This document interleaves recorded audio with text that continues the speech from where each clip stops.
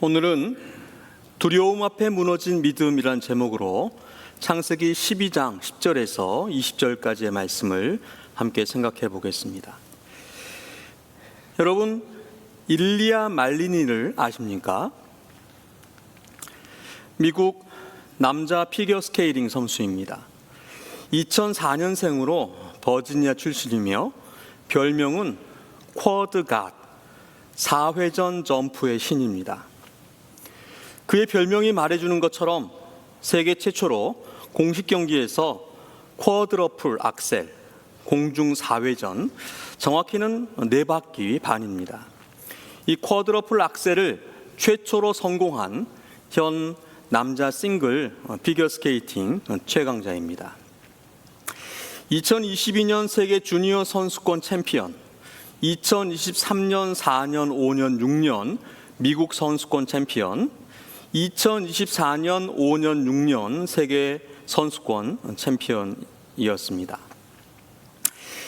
이 일리아 말리니 올해 2026년 동계올림픽에서 금메달을 땄을까요? 못 땄을까요?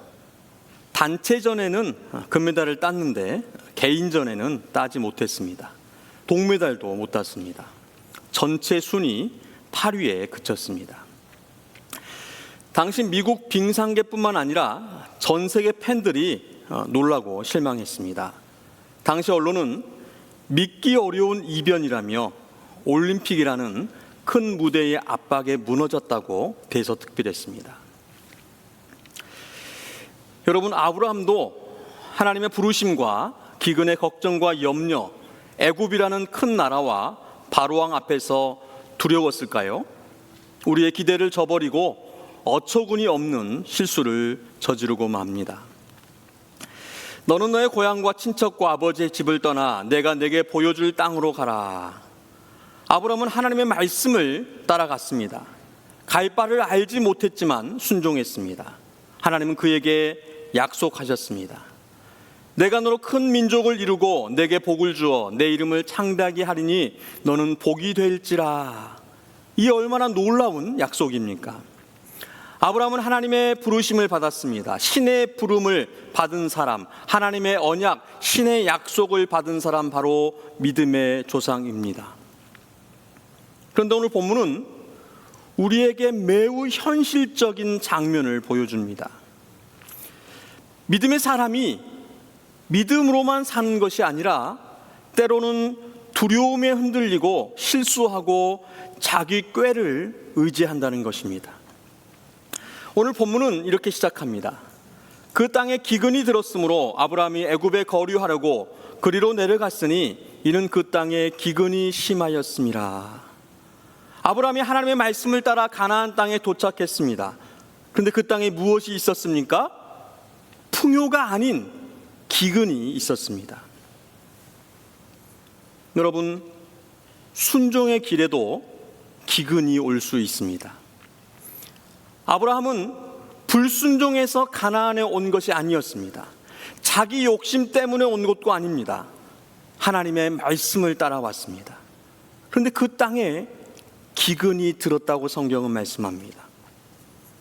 우리는 종종 이렇게 생각합니다. 하나님 말씀대로 살면 모든 일이 잘 풀릴 거야. 하나님께 순종하면 어려움이 없을 거야. 믿음으로 결정했으니 하나님이 즉시 형통하게 해주실 거야. 물론 하나님은 자기 백성을 돌보십니다. 하나님은 자기 자녀를 버리지 않으십니다. 그러나 성경은 믿음의 길이 항상 편안한 길이라고 말씀하지 않습니다. 아브라함은 순종했지만 기근을 만났습니다. 요셉도 정직했지만 감옥에 갔습니다. 다윗은 왕으로 기름을 부음받았지만 광야로 도망다녔습니다. 바울은 복음을 전했지만 매맞고 갇히고 도망다니고 파선했습니다. 예수님은 어떻습니까? 예수님은 죄가 없으셨지만 십자가를 지셨습니다. 우리가 예수님을 잘 믿고 하나님의 뜻대로 살려고 하는데 어려움이 찾아온다고 해서 우리는 이렇게 단정하면 안 됩니다. 내가 잘못 믿었나? 하나님이 나를 버리셨나? 이 길이 아닌가? 물론 우리의 죄 때문에 오는 고난도 있습니다. 그러나 모든 고난이 불순종의 결과는 아니라는 사실입니다. 때론 하나님은 순종의 길 한가운데에서도 우리의 믿음을 연단하시는 것입니다. 아브라함에게 가나안 땅은 약속의 땅이었습니다. 그러나 그 약속의 땅이 처음부터 젖과 꿀이 흐르는 그러한 땅이 아니었다는 것입니다. 오히려 그가 경험한 것은 기근이었습니다. 우리의 신앙생활도 비슷한 것 같습니다. 예수 믿으면 곧바로 모든 문제가 사라지는 것이 아닙니다. 교회에 나오면 모든 관계가 즉시 회복되는 것이 아닙니다. 기도하면 모든 질병과 경제적 문제가 바로 해결되는 것도 아닙니다. 오히려 믿음으로 살 때에 더 예민한 갈등을 경험할 수 있습니다. 이전에는 대충 넘어가던 죄가 이제는 마음에 걸립니다. 이전에는 세상 방식대로 쉽게 하던 일이 이제는 양심에 걸립니다. 이전에는 내 뜻대로 살면 되었는데 이제는 하나님의 뜻을 물어야 합니다. 믿음의 길에는 은혜도 있지만 연단도 있다는 사실입니다. 그런데 문제는 기근이 아닙니다. 기근 앞에서의 아브라함의 반응입니다. 본문을 보면 아브라함은 애굽으로 내려갔습니다. 그런데 성경은 아브라함이 하나님께 묻거나 기도했다고 하지 않습니다. 하나님께 제단을 쌓았다는 말도 없습니다. 12장에서는 저희들이 지지난주에 살펴본 12장 앞부분에서는 아브라함이 가는 곳마다 제단을 쌓고 여호와 이름을 불렀다 이렇게 기록하고 있습니다. 근데 오늘 본문에는 그런 장면이 보이지 않습니다.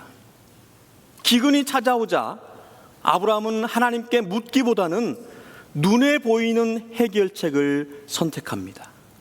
바로 애굽으로 내려간 것입니다. 애굽은 나일강이 있어서 기근 때에도 비교적 식량이 있었던 그러한 곳입니다. 인간적으로 보면 매우 합리적인 선택이었습니다. 가족을 살려야 하고 가축도 먹여야 하는 그 현실을 무시할 수 없었던 것입니다. 그런데 성경은 아브라함이 애굽으로 갔다는 사실 그 자체보다는 그 과정에서 하나님을 신뢰하기보다는 자기 계산과 두려움에 사로잡혔다는 것을 말씀하고 있습니다. 여러분, 믿음은 현실을 무시하는 것이 아닙니다. 믿음은 현실보다 하나님을 더 크게 보는 것입니다. 우리도 기근이 오면 마음이 급해집니다. 기름값이 내려가지 않기 때문에 초조합니다. 우리는 돈의 기근, 건강의 기근, 관계의 기근, 사역의 기근, 소망의 기근이 오면 빠르게 계산하기 시작합니다. 어떻게 살지? 이번만 이렇게 해보자.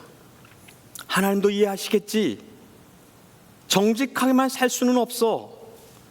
믿음도 중요하지만 현실도 중요해. 맞습니다. 현실도 중요합니다. 그러나 현실보다 하나님이 더 중요합니다. 아니, 내가 죽게 생겼는데 그깟 종교가, 신앙이 무슨 대수야? 여러분, 기독교는 종교가 아닙니다. 생명입니다. 교회를 취미로 나오는 것이 아니고 심신의 수양을 위해서 갖는 것이 아닙니다. 하나님이 없이는 우리는 살 수 없고 예수가 없이는 구원이 없기 때문에 우리는 믿음과 신앙을 갖는 것입니다. 기근은 우리의 믿음을 드러냅니다. 평안할 때는 누구나 믿음이 있어 보일 수 있습니다. 그러나 기근이 오면 우리가 정말 무엇을 의지하고 있는지가 드러난다는 사실입니다. 고난은 진짜를 가려내는 시험지가 되는 것입니다. 기근 앞에서 아브라함이 어떻게 했습니까? 여러분, 두려움은 믿음의 사람도 거짓의 길로 끌고 갈 수 있다, 이것을 성경이 말씀합니다. 아브라함이 애굽 가까이 이르렀을 때에 아내 사레에게 말합니다. 내가 알기에 그대는 아리따운 여인이라.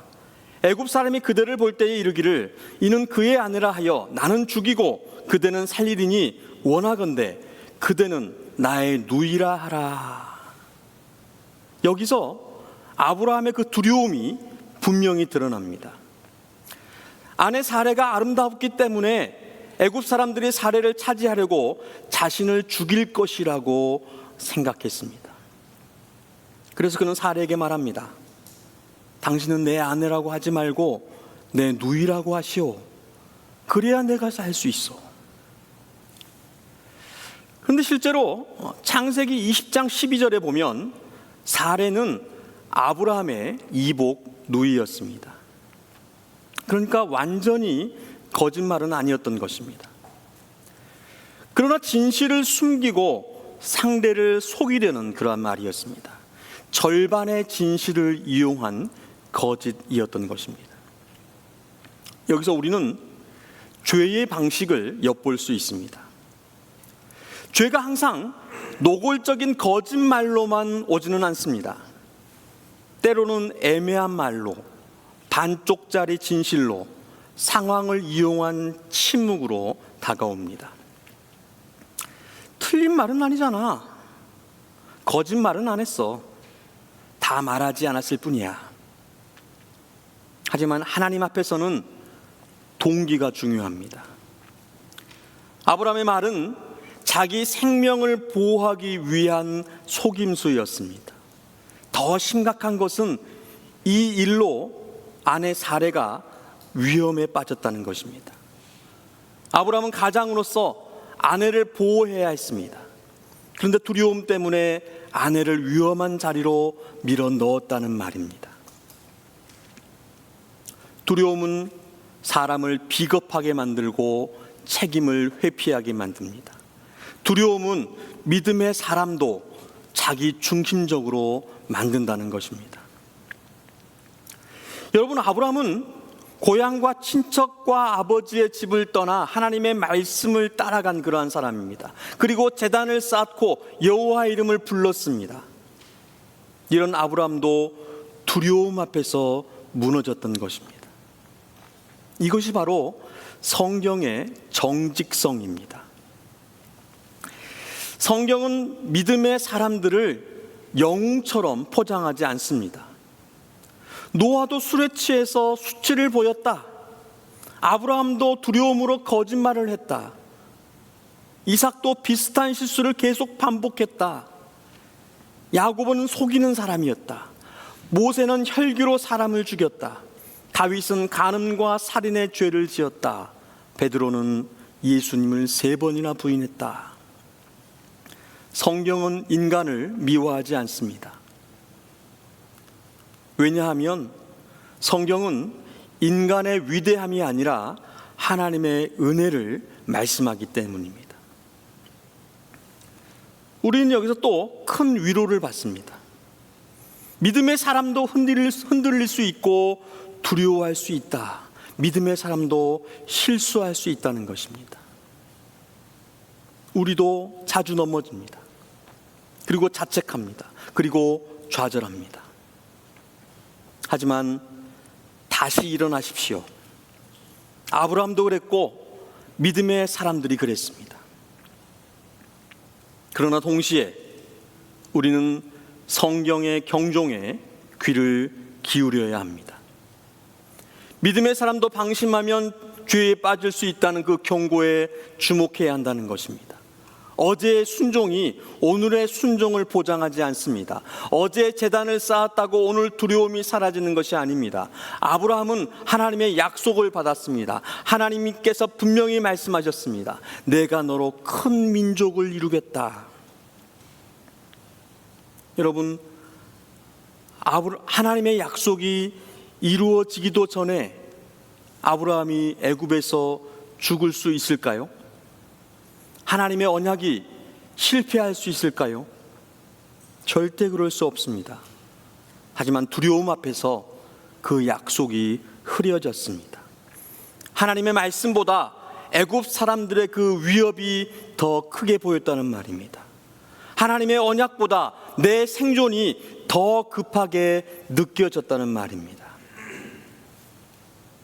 우리도 하나님의 말씀을 믿고 매번 다짐합니다. 내가 너를 떠나지 아니하고 버리지 아니하리라. 너희는 먼저 그의 나라와 그의 의를 구하라. 내일 일을 위하여 염려하지 말라. 아무것도 염려하지 말고 기도와 간구로 너희 구할 것을 감사함으로 하나님께 아뢰라.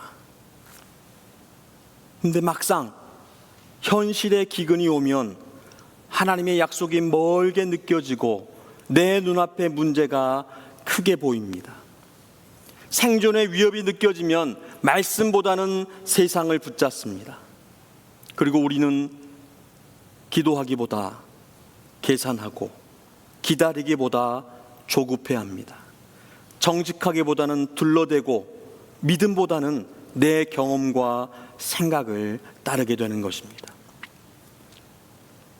우리는 두려울 때 조심해야 합니다. 두려움은 우리의 시야를 좁혀서 하나님을 보지 못하게 하고 문제만을 보게 합니다. 약속을 잊게 하고 살려고만 몸부림치려고 합니다. 그러므로 두려움이 찾아올 때 가장 먼저 해야 할 것은 바로 하나님 앞에 엎드리는 것입니다. 진실하고 솔직하게 엎드리는 것입니다. 주님, 두렵습니다. 주님, 제 마음이 조급합니다. 주님, 제 믿음이 흔들립니다. 여러분, 믿음은 두려움이 없는 상태가 아니라 두려울 때에도 하나님께 나아가 엎드리는 것이 바로 믿음입니다. 누누이 말씀드리지만 인간의 실패에도 하나님의 언약은 깨지지 않습니다. 아브라함은 자기가 생각한 대로 예상한 대로 일을 진행했습니다. 애굽 사람들이 사레의 아름다움을 보고 바로에게 말했습니다. 결국 사레는 바로의 궁으로 들어가게 되어집니다. 이에 바로가 그로 말미암아 아브라함을 후대함으로 아브라함이 양과 소와 노비와 암수 나귀와 낙타를 얻었더라. 겉으로 보면 아브라함의 계획이 성공한 것처럼 보입니다. 그는 죽지 않았습니다. 오히려 많은 재산을 얻었습니다. 여러분, 이것이 축복입니까? 이게 형통입니까? 구원입니까? 이게 바로 하나님이 약속하신 복의 성취입니까? 아브라함은 재산을 얻었지만 아내를 잃을 뻔했습니다. 자기 생명은 보존했지만 가정이 무너질 뻔했습니다. 무엇보다도 눈앞의 위기는 피했지만 하나님의 약속이 무너질 수 있는 성급하고 이기적인 행동이었다는 말입니다. 하나님은 아브라함에게 내 씨를 통해서 큰 민족을 이루겠다 이렇게 하셨습니다. 그런데 사레가 바로의 궁으로 들어갑니다. 만약 하나님이 개입하지 않으셨다면 이 언약의 가정은 심각한 위기에 빠지고 약속의 과정이 틀어졌을 것입니다. 그러나 우리 하나님은 사람의 생각과 행동 위에 일하고 계십니다. 17절 말씀입니다. 다 함께 읽겠습니다. 여호와께서 아브라함의 아내 사레의 일로 바로와 그 집에 큰 재앙을 내리신지라. 아멘. 아브라함이 기도했습니까? 회개했습니까? 아브라함이 이 상황을 본인이 해결했습니까? 아닙니다. 하나님께서 하셨습니다. 아브라함이 언약을 지킨 것이 아니라 하나님께서 언약을 지키시고 보존하고 계시는 것입니다. 이것이 은혜입니다. 아브라함은 실패했지만 하나님은 실패하지 않으십니다. 아브라함은 흔들렸지만 하나님의 약속은 흔들리지 않습니다. 아브라함은 자기 꾀로 언약을 위태롭게 했지만 하나님은 자기 은혜로 언약을 보존하고 계십니다. 이 은혜가 여전히 지금까지 우리에게 미치고 있습니다. 우리는 자주 넘어지고 잊어버리고 깨뜨리지만 하나님은 결코 약속을 잊지 않으십니다. 절대 실수하지 않으십니다. 우리의 손을 놓치지 않고 꼭 붙잡고 계신다는 그러한 사실입니다. 우리가 하나님을 붙드는 손보다 하나님이 우리를 붙드시는 손이 더욱 강하다. 이것이 바로 복음입니다. 복음을 잘못 이해하면 죄를 가볍게 여기라는 뜻으로 오해할 수 있습니다. 어차피 하나님이 지키시니까, 하나님이 구원하실 것이니까 내 마음대로 살아도 되겠지. 아닙니다. 이것은 은혜를 모르는 사람입니다. 무식하고 무정한, 극악무도한 사람입니다. 하나님의 은혜는 죄를 허용하는 핑계가 아니라, 죄를 방관하는 방종이 아니라 죄에서 돌이키게 하는 능력이라는 그러한 사실입니다. 로마서 6장 14절은 이렇게 말씀합니다. 죄가 너희를 주장하지 못하리니 이는 너희가 법 아래 있지 아니하고 은혜 아래에 있음이라. 아멘. 아브라함은 이 사건을 통해서 깨달았을 것입니다. 은혜를 알았을 것입니다. 내가 지킨 것이 아니구나. 내가 살린 것이 아니구나. 하나님이 나를 살리시고 약속을 지켜가시는구나. 이것을 아브라함은 깨달았던 것입니다. 우리도 우리의 지나온 인생을 한번 돌아보았으면 합니다. 내가 잘해서 여기까지 온 줄 알았는데 지나고 보니 하나님의 은혜였습니다. 내가 똑똑해서 위기를 넘긴 줄 알았는데 알고 보니 하나님의 지혜였습니다. 내가 붙든 줄 알았는데 하나님이 붙들고 계셨고, 내가 지켜낸 줄 알았는데 하나님께서 졸지도 아니하시고 주무시도 아니하시고 지키셨다는 말입니다. 하나님은 자기 백성을 절대 포기하지 않으십니다. 하나님은 자기 언약을 결코 포기하지 않으시는 분이십니다. 우리의 연약함보다도 하나님의 신실하심이 크고, 우리의 실패보다도 하나님의 은혜가 더 큰 것입니다. 이런 하나님의 신실하심과 은혜를 바라보시며 그것을 구하고 누리시는 여러분 되시기를 축복합니다. 오늘 본문에 뜻밖의 장면이 있습니다. 본문 18절과 19절에 바로가 아브라함을 불러서 책망을 합니다. 내가 어찌하여 나에게 이렇게 행하였느냐? 내가 어찌하여 그를 내 아내라고 내게 말하지 아니하였느냐? 내가 어찌 그를 누이라 하여 내가 그를 데려다가 아내를 삼게 하였느냐? 하나님의 사람 아브라함이 이방 왕 바로에게 책망을 받고 있습니다.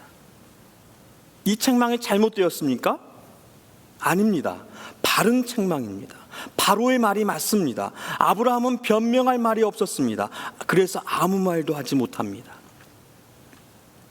이 장면은 우리를 부끄럽게 하는 경고입니다.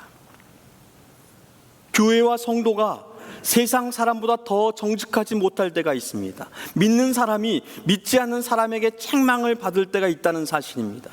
교회가 세상보다 더 상식적이지 못하고 더 책임감이 없고 더 자기 중심적일 때가 있습니다.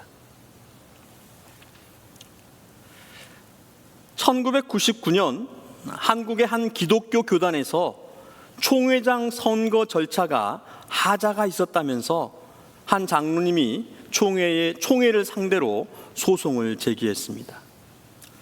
법원은 총회장의 임기가 이미 끝나 소송의 실익이 없다고 보았고 사실상 각하 취지로 정리되었습니다. 그런데 이때 법원의 판결문이 교회에 큰 경종을 울렸습니다.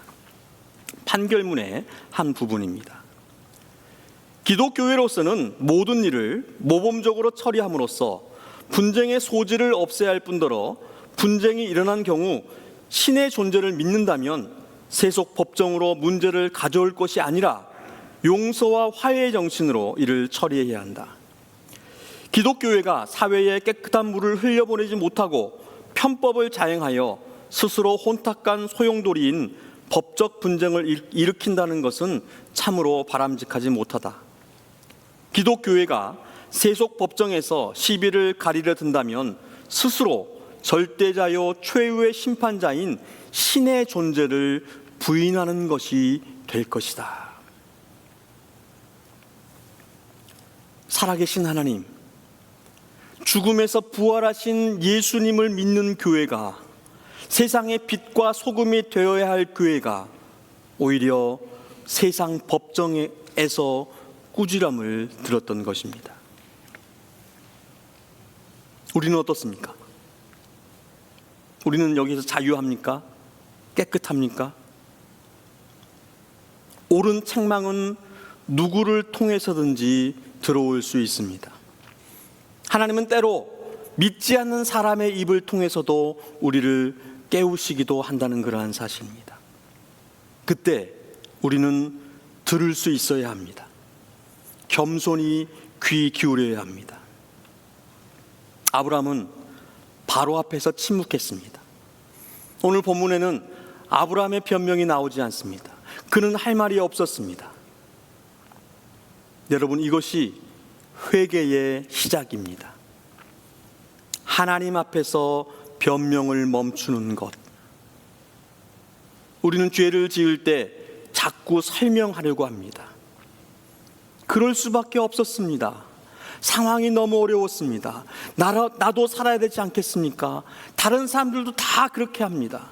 모두 거짓말은 아니잖아요. 우리는 하나님 앞에서 변명이 아닌 회개를 해야 합니다.